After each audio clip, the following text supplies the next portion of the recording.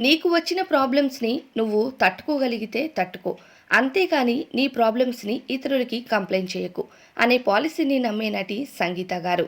Heroine అవ్వాలి అనే ఆలోచన లేకుండా 4 భాషల్లో నటించిన నటి సంగీత గారి కోసం ప్రత్యేక పరిచయం అవసరం లేదు. నటించిన కొన్ని సినిమాలతో మంచి సక్సెస్‌ని అందుకున్నారు. అలానే ఇప్పటికీ జనాలు తన పేరుని మర్చిపోని నటిగా పేరుని సంపాదించుకున్నారు.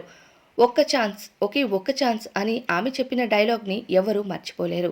అలాంటి సంగీత గారు ఇండస్ట్రీకి హీరోయిన్‌గా ఎలా పరిచయమయ్యారు?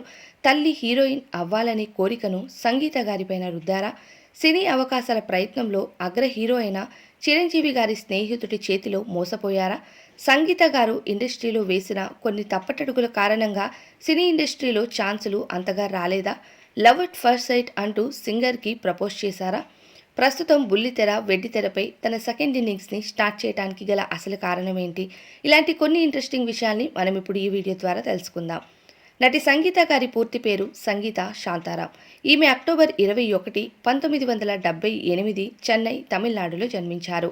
ఈమె తండ్రి పేరు శాంతారాం, అలానే తల్లి పేరు భానుమతి. ఇక సంగీత తాతయ్య అంటే సంగీత అమ్మగారి నాన్నగారు తమిళ్ ఇండస్ట్రీలో ఒక పెద్ద నిర్మాత. జెమినీ గణేశన్, ఎంజీఆర్ వంటి అగ్ర హీరోలతో దాదాపు 20 సినిమాలకు పైగా నిర్మించారు. సంగీత గారి తల్లి చాలా అందంగా ఉండటంతో చాలామంది సంగీత తాతయ్య గారికి ఆయన కూతురుని అంటే సంగీత గారి తల్లిని హీరోయిన్ చేయమంటూ సలహాలు ఇచ్చేవారు. కానీ ఇండస్ట్రీ ఎలా ఉంటుందో సంగీత తాతయ్యకి తెలియటంతో కూతుర్ని హీరోయిన్ చేయటానికి ఇష్టపడలేదు.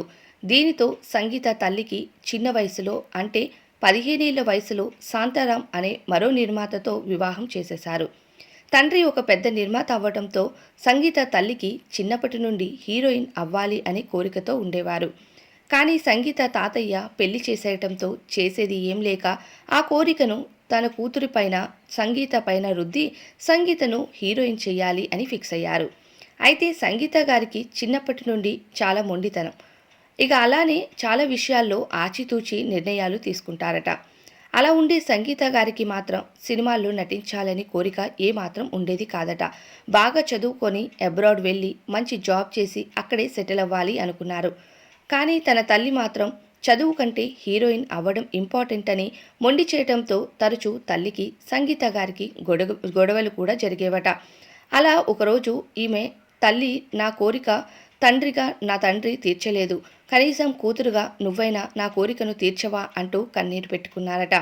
నీ కోరిక నీది, నా కోరిక నాది అమ్మా. నీ కోరికను కూతురుగా నేను తీరిస్తే నా కోరికలు నా పిల్లలు తీరుస్తారా అంటూ తల్లికి నచ్చ చెప్పాలి అని సంగీత ట్రై చేసినా ఇక ఈమె మాటలు తల్లి వినకపోవడంతో ఇండస్ట్రీ వైపు హీరోయిన్గా ప్రయత్నాలు మొదలుపెట్టారు సంగీత గారు. అయితే సంగీత తాతయ్యకు తెలిసిన కొంతమందిని సంగీత తల్లి కాంటాక్ట్ చేయటం, సంగీతను ఆడిషన్స్కి పంపించటం చేసేవారు. అయితే సంగీత తాతయ్యకి తెలిసిన వాళ్ళు కొంతమంది ఇండస్ట్రీ అంటే అంత ఈజీ కాదు, రంగుల ప్రపంచం ఊహించినంత కలర్ఫుల్గా ఉండదు, ఎవరు ఏది చెప్పినా నువ్వేం చేసినా నీకు నీ కుటుంబానికి చెడ్డ పేరు రాకుండా నడుచుకో అంటూ సంగీతను హెచ్చరిక కూడా ఇచ్చారట. అలా సినీ అవకాశాలు మొదలుపెట్టిన సంగీతకు మొదట తన బంధువుల వ్యక్తి అయిన వెంకట్ ప్రభు సరసన 1990లో పుంజులై అనే సినిమాలో నటించింది. కానీ ఈ సినిమా విడుదలే కాలేదు. ఈ సినిమా విడుదల కాకపోయినా అప్పటికే సినిమాకి సంబంధించిన కొన్ని అప్డేట్స్తో సంగీత లుక్స్కి మంచి పేరు వచ్చింది. 1997లో గంగోత్రి అనే మలయాళం సినిమాలో మొదట హీరోయిన్గా కనిపించారు సంగీత గారు. అయితే సంగీత గారు కెరియర్ స్టార్టింగ్లోనే 1997లో వరుసగా 5 సినిమాల్లో నటించటం విశేషం. అయితే ఆ 5 సినిమాల్లో ఒక తెలుగు సినిమా కూడా ఉంది. అదే సర్కార్ సత్తిపండు. ఈ సినిమాలో హీరో మన టాలీవుడ్లో ఒక టాప్ కమీడియన్ అయిన అలీ గారు. తెలుగులో మొదట అలీ గారితో నటించారు.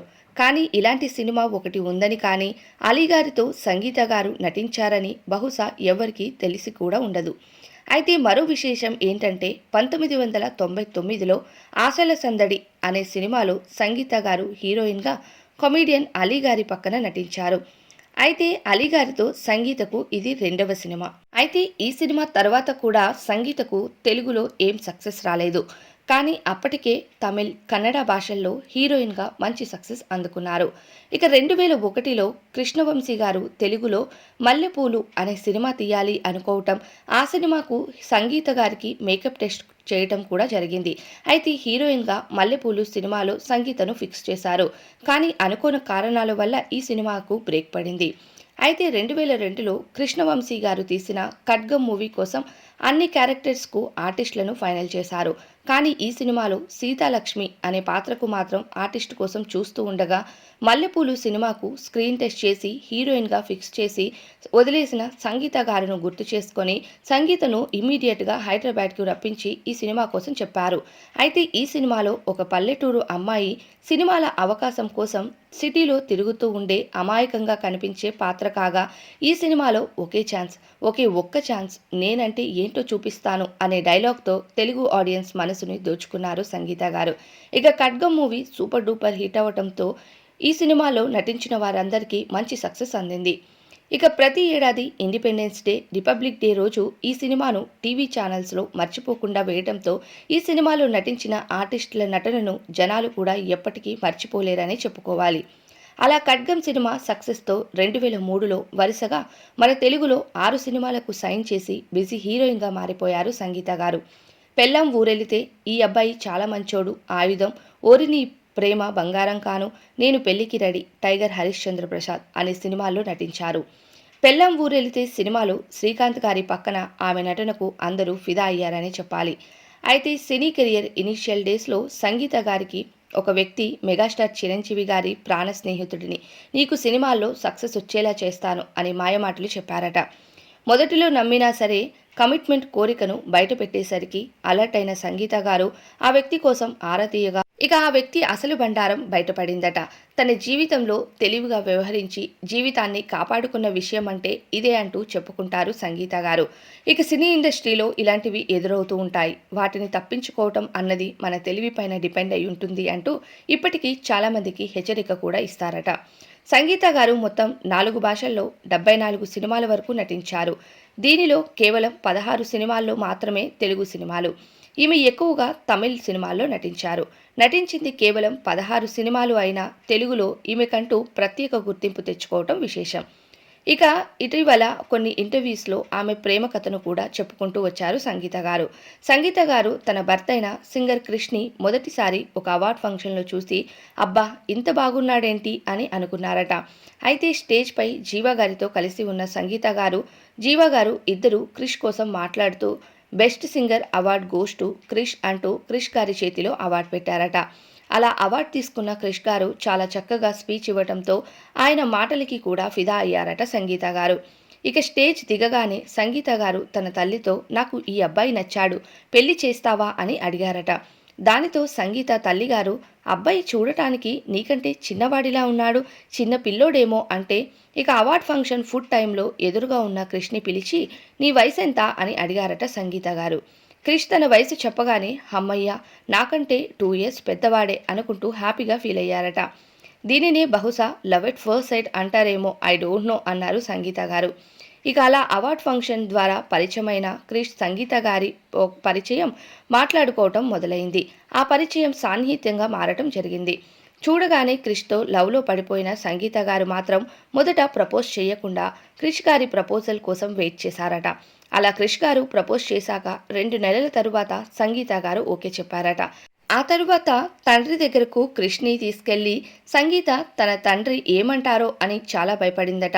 కానీ క్రిష్తో ఒక గదిలో పర్సనల్గా మాట్లాడిన సంగీత తండ్రి బయటికి రాగానే నవ్వుతూ కూతుర్ని హక్ చేసుకొని గుడ్ సెలెక్షన్ అన్నారట.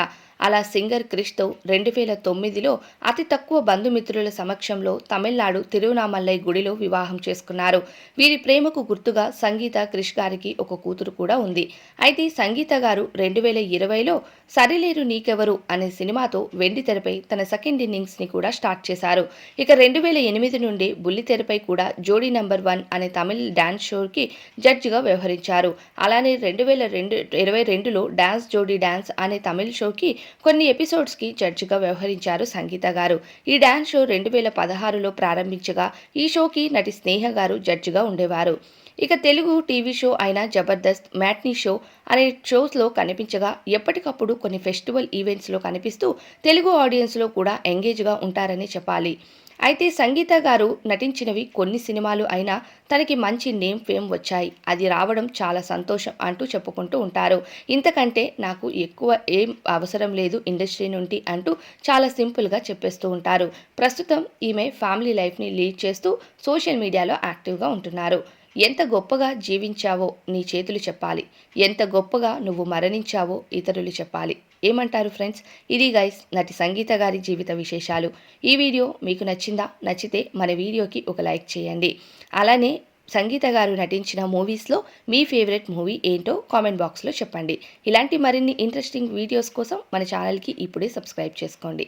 Thank you so much for watching this video till the end.